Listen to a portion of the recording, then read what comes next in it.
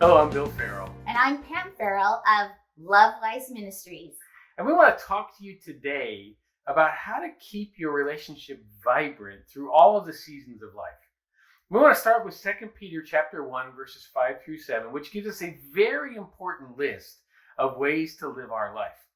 For this very reason, make every effort to add to your faith goodness, and to goodness, knowledge, and to knowledge, self-control.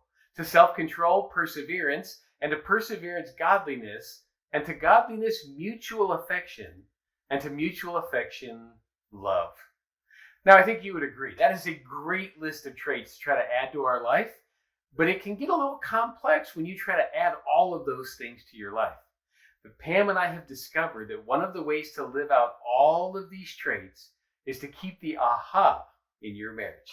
And that first A of AHA, that stands for attitudes. Right. Now, there are important attitudes that we need to bring into, like Bill and I have a marriage meetup once a week where we match up our lives so we can pull in the same direction together.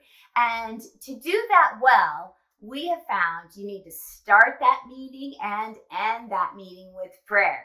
And at the beginning, we bring a verse that we want to pray over our spouse as a gift, something that we've heard in church or our quiet time.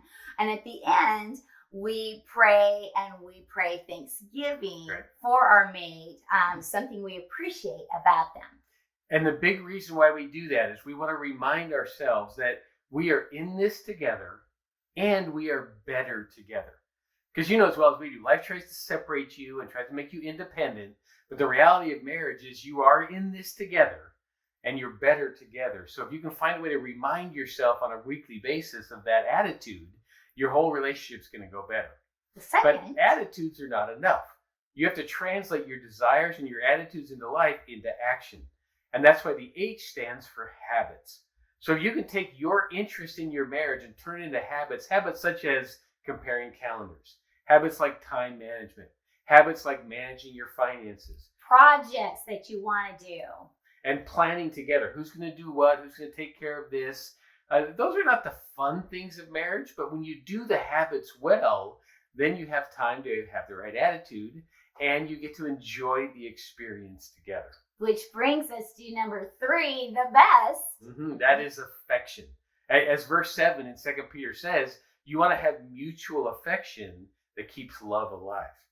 And so we have found that if you deliberately and intentionally keep affection going in your relationship, even in the midst of your planning, you're going to remind yourself over and over again, it's good to be married to you. Right. And so one of the things that we do is we schedule red hot monogamy, some love and romance time every week.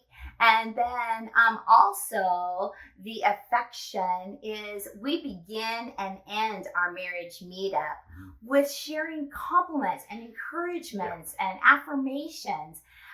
So one of the things that we do at the beginning is we share those things that we appreciate, that we've seen in the past week, like, wow, you were amazing last week when you did this, and this. And so it sets up a really positive atmosphere in the marriage meetup. And then we end. Right, we end with another compliment. And that's usually something we point out, when we were meeting today, your attitude or your response to this was so incredible. You could have gotten upset. You could have gotten frustrated, but instead you chose to encourage. And I just wanted to say, way to go on that. Or maybe your spouse handled one of the responsibilities. I'll take that. And you knew, wow, you not only took that skillfully, but you're going to run with that skillfully. Yeah.